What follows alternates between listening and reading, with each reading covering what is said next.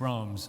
Don't have enough time to tell you about Brahms, but it's very exciting to be playing this piece because it's one of my desert island discs. As they say, if I'm going on a desert island, Brahms 1 is on there, no question about it. It's one of the most popular pieces in the repertoire, and it's often played at concerts at the end of a season because it ends so brilliantly and so triumphantly, and the audience goes wild. Behind the triumph lies a little-known tragedy. He had a very strange childhood. His father was a very poor musician. His mother, who was 17 years older than his father, was a cripple. It was a very harsh atmosphere. And all three children had to go to work. There was no money. And Brahms chose to compose pop songs. That's what he did. And he composed 150 pop songs under a pseudonym.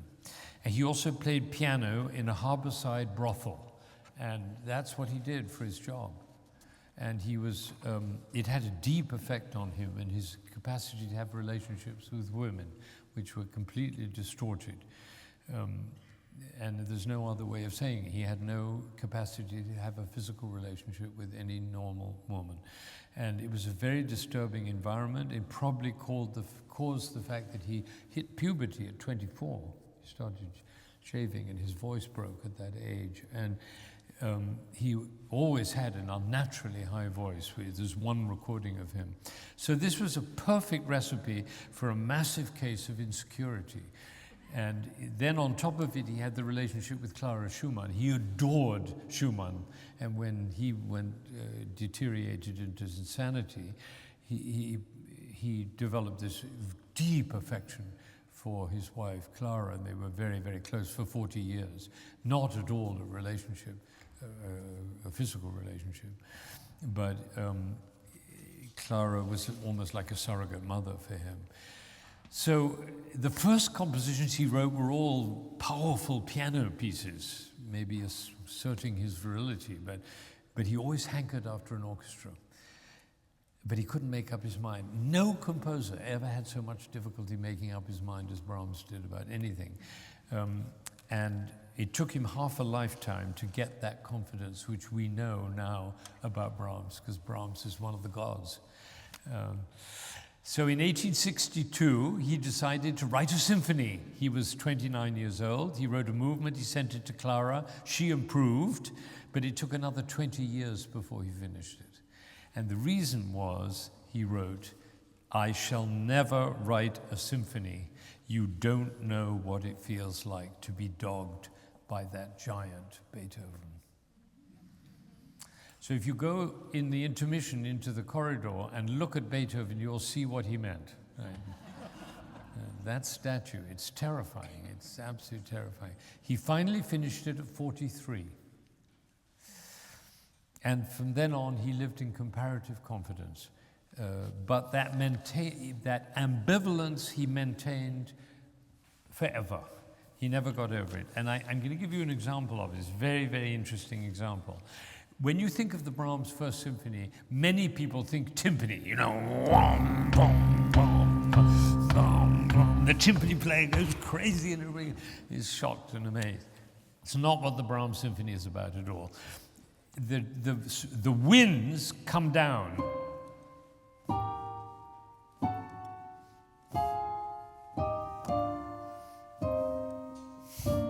I mean, it's just a falling scale. The violins and the cellos go up.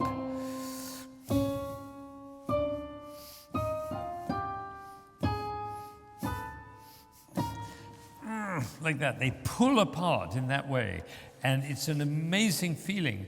The timpani is also playing, but it's not dominating. Both lines are trying to escape from the fetters created by that unyielding bass, which is, of course, fate.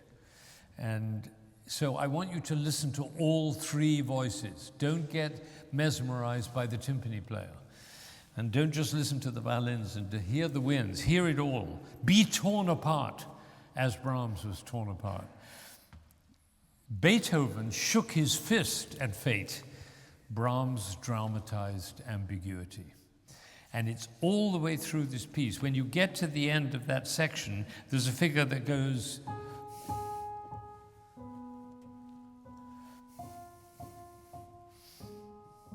And is that bum, bum, bum, bum, bum, bum, bum, or bum, bum, bim, bum, bum, bum, bim, bum, bim? It's both. Always both.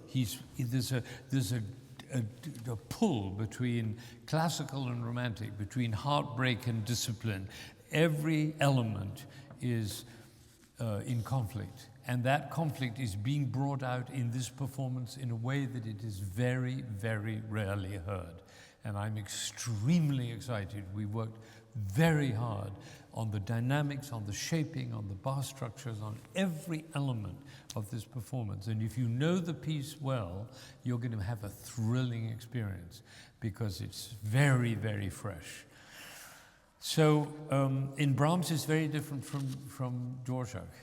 It's what happens to the notes that matters in Brahms. So the harder you listen, the more you'll get out of it. The rewards are very great for the fiercely attentive. The main part of the movement starts with the starting pistol, bah! Like that, and a rising scale. Incidentally, that whole introduction was added later. He composed the piece, and then he added the introduction, which seems almost unbelievable. Very quickly, in addition to the rising line, you get this. Ba ba ba ba, ba ba ba ba, ba ba ba ba.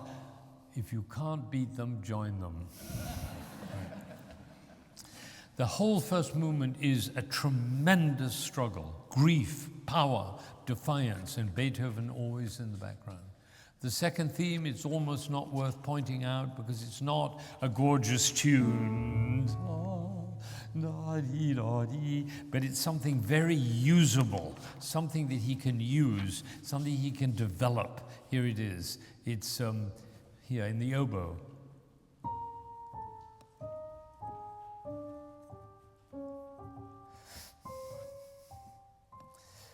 It's not something you're likely to be singing when you leave. But it is awfully useful because he's going to play with that music, and that's the way he worked. The development is incredibly exciting. I mean, it's dynamics, it's brain-poppingly exciting if you pay attention. Then comes the build-up. You remember I said there was a build-up, the horns, and then well, there's a build-up here, but it's one of the greatest build-ups that exists in all of music.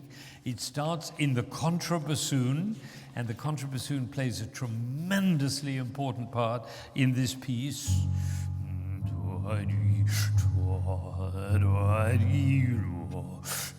When you hear the contrabassoon, you know that there's going to be the most amazing build-up. And listen, the timpani and the trumpets, ba ba ba ba, ba ba ba ba, ba ba ba ba. Oh, it's just almost unbearable. And then 22 more bars when we get to the dominant. Another 22 bars of intense, terrifying music, and then finally we're back. Not da-dum-ba-dee-dee-dee-dee, but with a terrifyingly intense and heartbreaking experience when we get back. The movement ends in C major, but it's a very tentative arrival. It's relief, but certainly not triumph. And then comes the middle movements. The middle movements, incidentally, that's how it ends, the first movement. Second movement begins. Oh, that's so beautiful. Unfortunately, you never hear it because people have to cough. Last night, I had the whole orchestra for my talk, and so I said, how would it be if when we get to the end of the first movement, you just stay quiet and don't cough? And so we had this amazing thing. Oh, it was... Nobody had ever heard it before. Anyway, he'd written a lot of chamber music by now. He's a great chamber music player and a composer and a great songwriter and complete mastery. So this is a song, and it's a song that Schubert could have written. You know, it's absolutely Schubertian.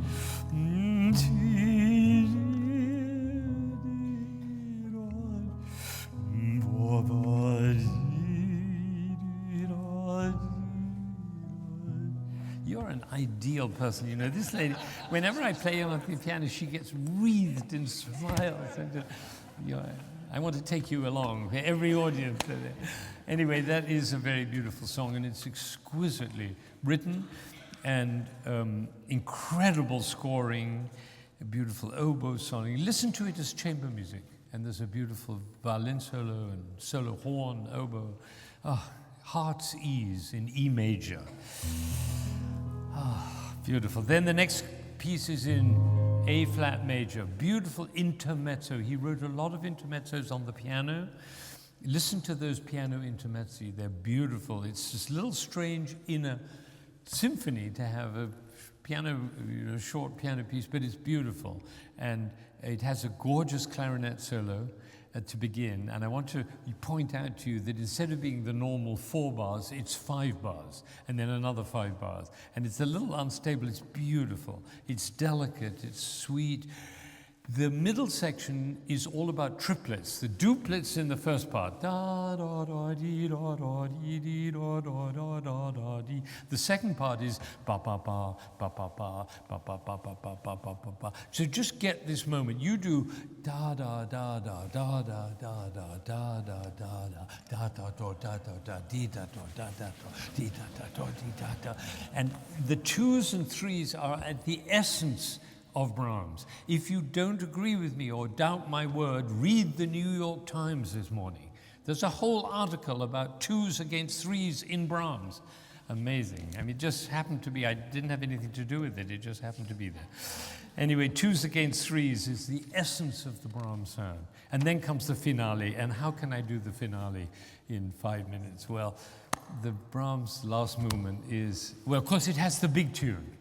The big tune is what everybody waits for. It's like in the Ninth Symphony, and of course it was based on that. It was modeled on the Ninth Symphony, and here it is, you all know it. Why don't you sing along, because you'll just get that feeling.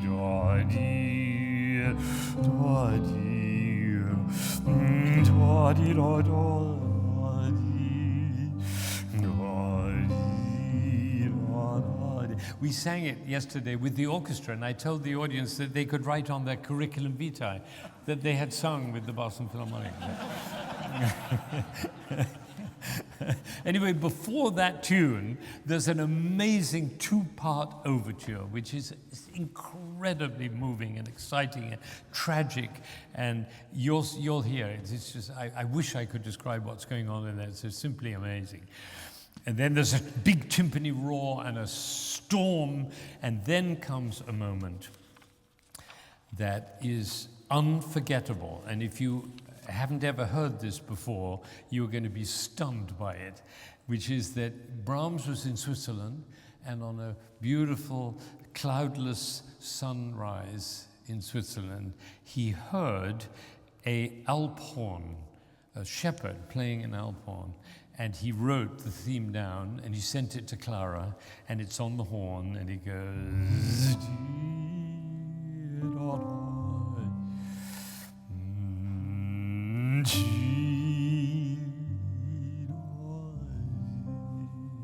It's just absolutely the most beautiful thing that exists in all of music. And then the flute comes in, seemingly suggesting the bright sunshine of the day. And then it's a beautiful chorale for trombones entering for the first time. They have not played a note in the piece. They're saved for this great moment. And when you hear it, and then the horn again, it's just nobility and rapture combined in one moment.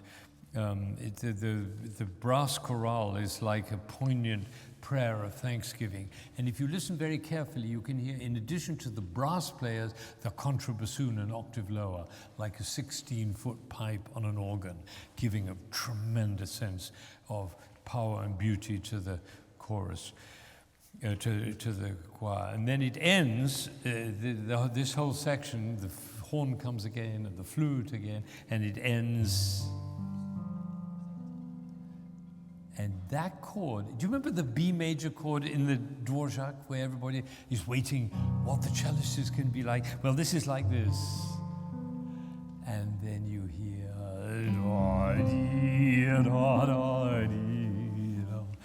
It's the power of music to suggest.